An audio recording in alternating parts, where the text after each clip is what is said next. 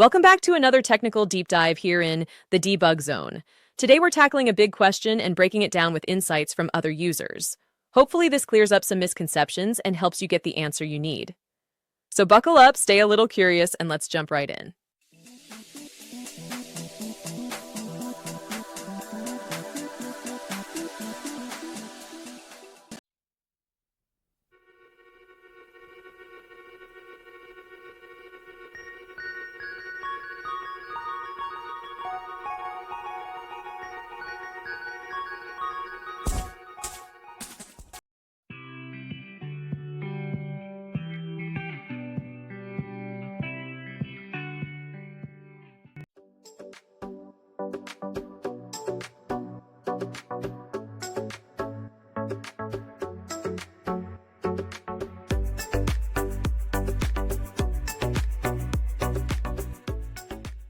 And that's a wrap.